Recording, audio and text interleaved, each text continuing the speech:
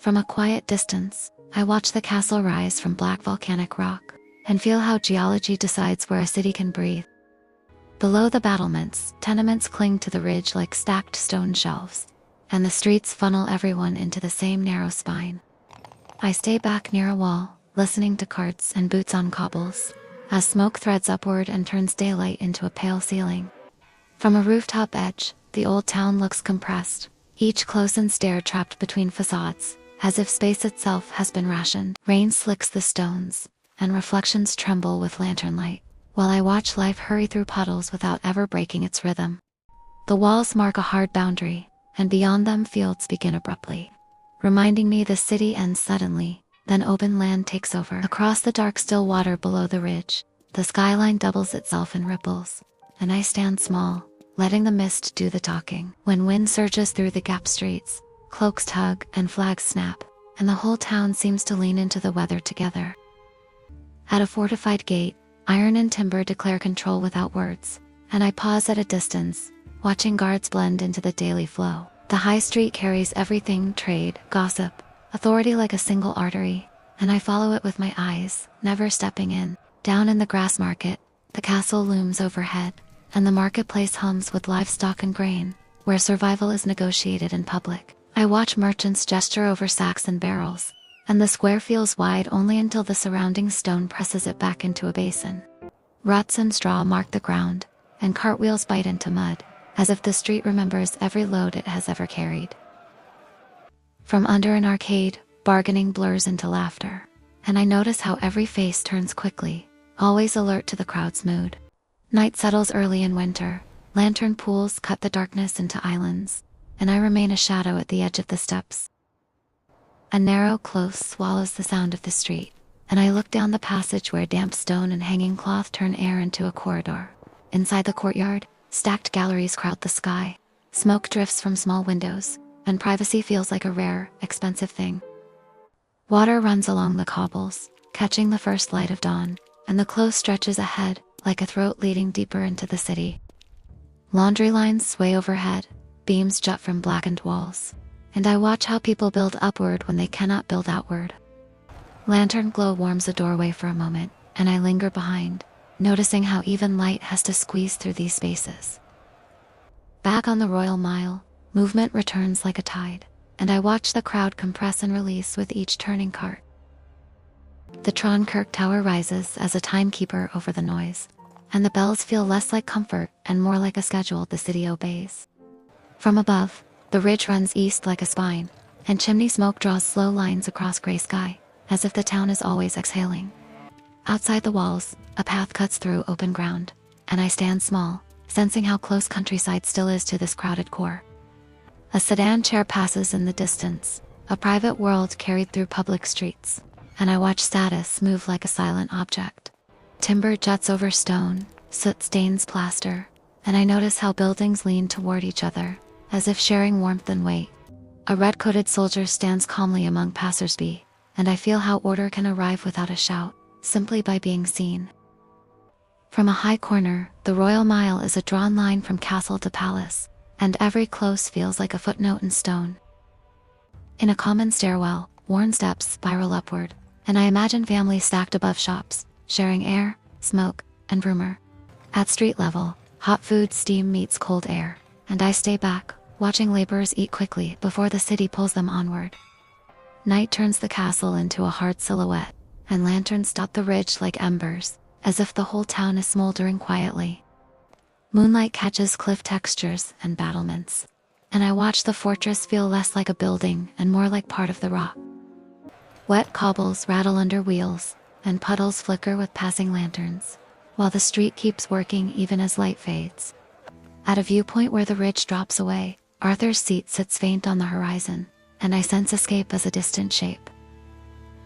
Open ground beyond the town feels enormous after the closes, and I watch wind comb the grass under a heavy sky. From a rooftop, slate roofs crowd together, and smoke drifts sideways, showing the wind's direction like an invisible hand. Canongate begins with the same tight stone, but the street breathes a little wider, and I follow its pull toward the east. Rainy twilight makes the cobbles shine, Handcarts creak past doorways, and I watch the city trade speed for caution. Hoofprints and wheel tracks cut into mud, and the ground reads like a ledger of movement, written fresh every hour. Women carry bundles between thresholds, and I keep my distance, noticing how doorways become bridges between street and home. A crowd gathers for ceremony and news, and even from far back, I feel the street's energy tighten into attention. From above, branching closes look like capillaries off the main spine, carrying people into hidden courtyards and back again. Near a fortified gate, troops assemble at rest, and I watch uniforms blend into architecture, another layer of the town's structure. Carts pass beside soldiers, and the ordinary continues, showing how authority becomes background when it lives in the same streets. Behind the facades, a shared courtyard hums with small tasks, water, laundry, repairs, and I watch survival happen between neighbors. Crumbling plaster and smoke-dark stone hold years of weather, and I stand back, reading the walls like pages worn by hands. At dawn, spires punctuate the skyline, and beyond the walls the land opens, making the city feel like a dense island of stone. In a narrow choke point, lantern light catches faces in passing, and I feel how quickly a street can become a bottleneck. Long shadows stretch down a close, rain ticks softly, and I watch light carve temporary corridors through permanent stone. Dripping eaves and wet masonry make the air smell cold, and I keep still, listening to the city's quieter, smaller sounds. Mist thickens over Loch, and the ridge becomes a floating silhouette, as if the town could detach and drift away. A wind gust rides over low ground, and I watch cloaks pull tight, the weather shaping posture as much as the walls do. From the west, castle and ridge align like a single structure, and I see how geography turns government into a visible landmark. Market murmurs blend with hooves and wheels, and I stand aside, sensing that commerce is the city's daily heartbeat.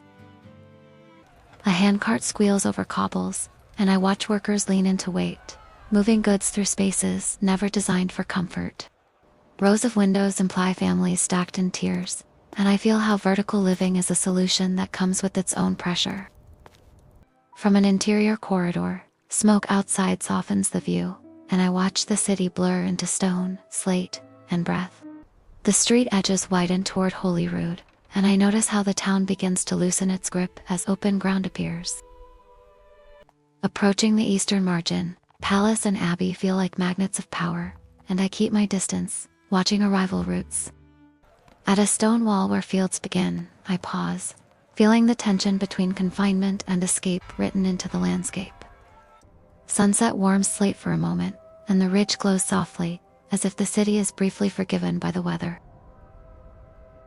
Dusk returns the high street to silhouettes and lanterns, and I watch the crowd thin without ever truly disappearing.